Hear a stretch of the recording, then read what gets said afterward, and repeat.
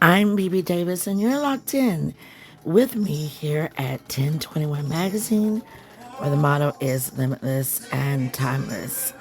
I am founder and publisher. We are the first full-feature digital lifestyle magazine in the world, and we are coming with some great short takes for inspiration, things to think about, my POVs, facts, and opinions. And even though they meet up, there is a vast difference. So I'm live. You may hear the ceiling fans going, but I just thank you so much for the love in all aspects.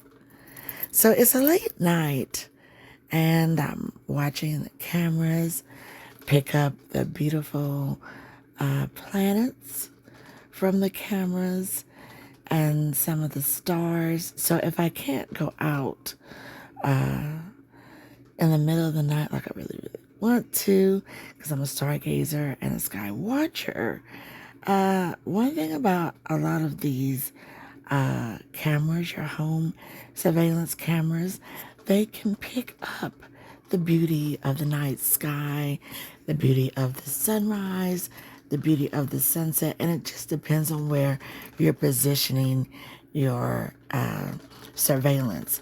That you can just see it, sit back and have some coffee, some tea, some wine, some of your favorite non-alcoholic beverages, juices, and just enjoy.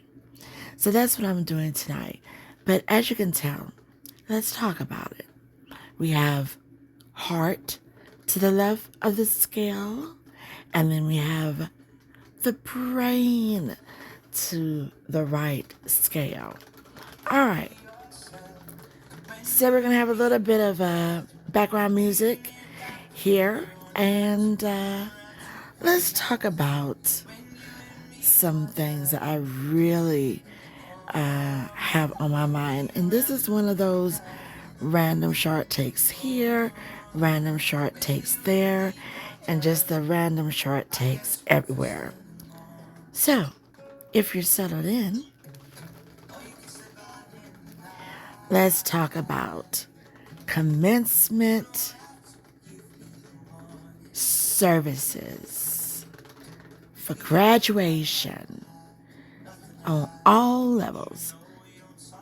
In the news, of course, which many other universities and colleges have experienced this moment, as well as high school, is the choosing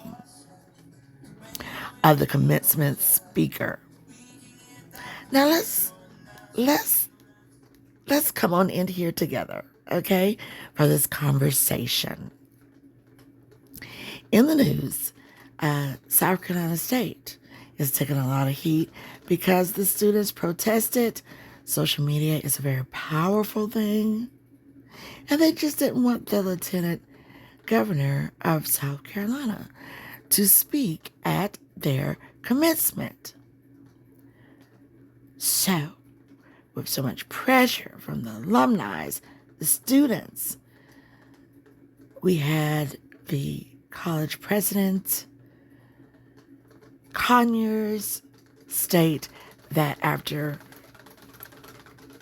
consideration, and of course we know it was plain pushback, that they would rescind the invitation for the lieutenant governor of South Carolina to come speak at South Carolina State University, home of the Bulldogs. All right, so now listen. Let's just call a thing a thing. When you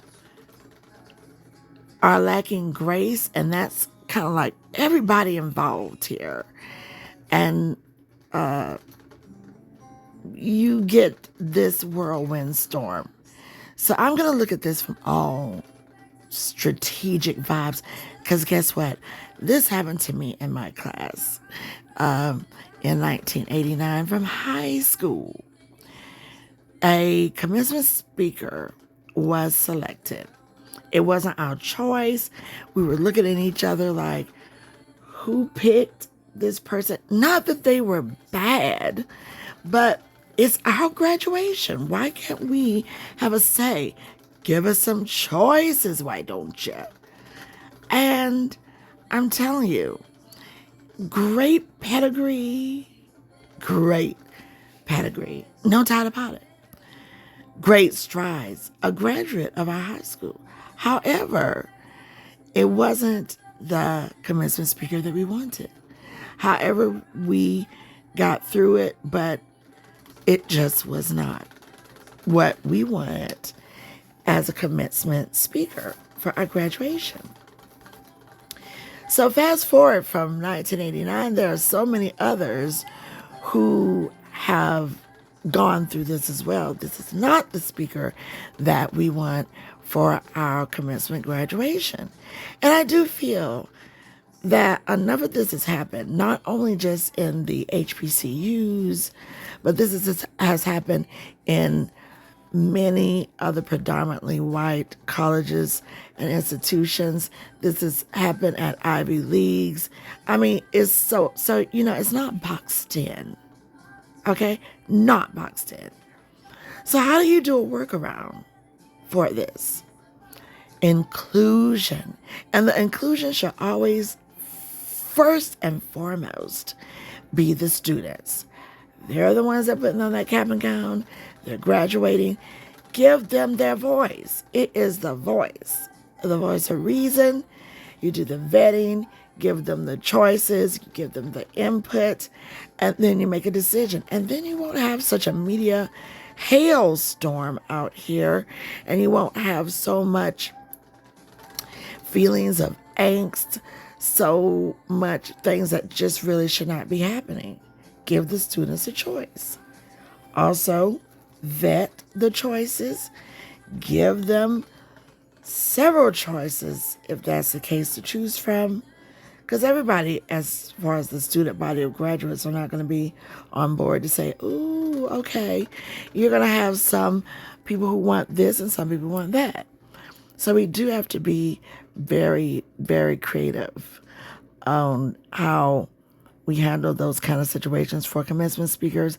And we have to be very mindful that you want to make sure that you are looking in the right light as an institution. Okay, so there was some back talk about the woke mob. Now, dare I say it, but in these cabinets, gubernatorials and all that, that our representatives that we vote in as elected officials, they may have their speech writers. They may kind of pull from someone who say, well, give me the pulse of what this would be so I can feel like I am understanding them as a people. These are my POVs right here now. But when they said in her retort back, the lieutenant governor, woke mob, a lot of people were just like, yep, and this is exactly why we didn't want you speaking for us at our commencement service. I do feel like the lieutenant governor should have took a little bit more of the high road, because you're talking about college children. You're not talking about like your super constituents around you that says, hey, we don't want you speaking at our event. And even though, let's call a thing, here is going to be your constituents as they graduate from the university. But you didn't have to go there about the woke. So then you had other people in kind within the jurisdictions of politics and holding many seats in House Representative, Congress, and just a lot of people speaking about this moment.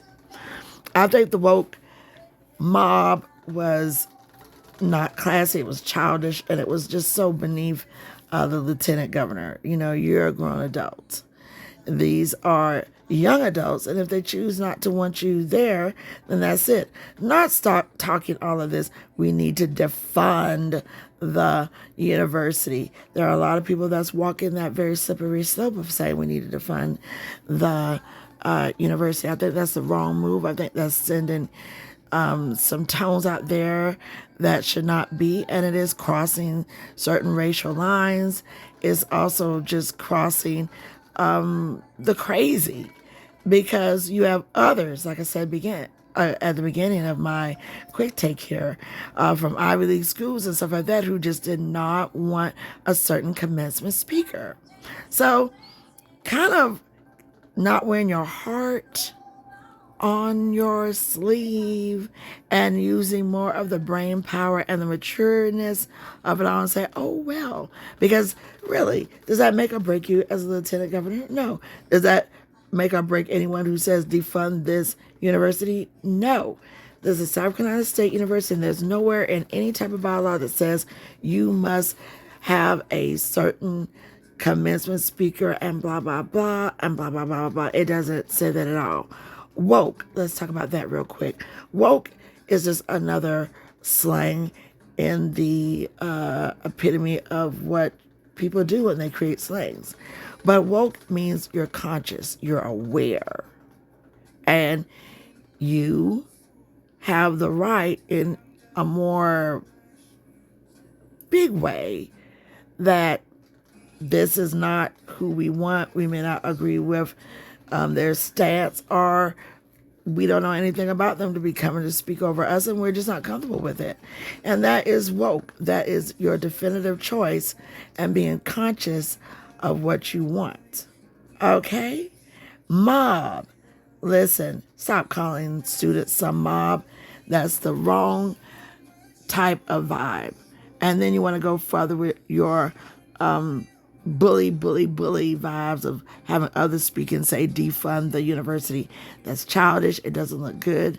A lot of other people this has happened to, and the elected officials, they do not take this kind of stance. So we really need to slow it down on that.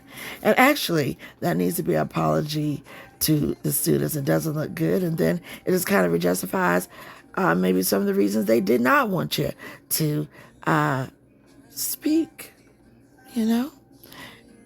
So what is the workaround? Listen to the students who are about to graduate. Get a feel for who they want.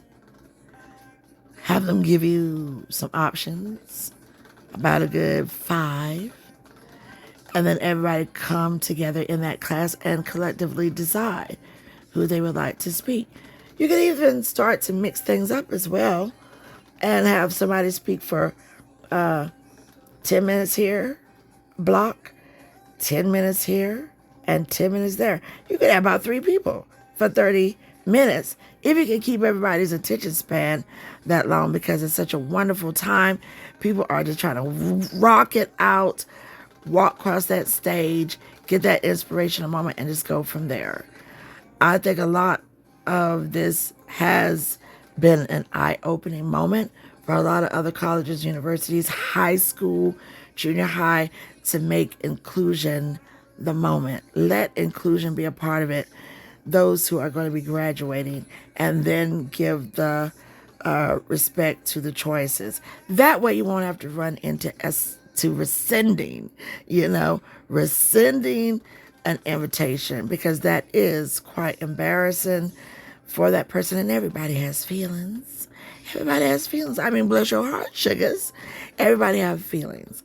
So this moment in the headlines, it really, really touched me, because we ran into the same thing in high school.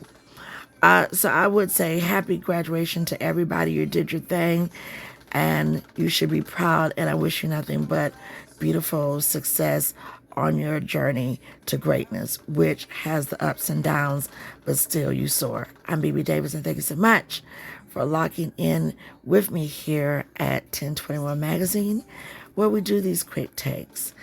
And may these memories last a lifetime with your class, and again, soar to absolute greatness.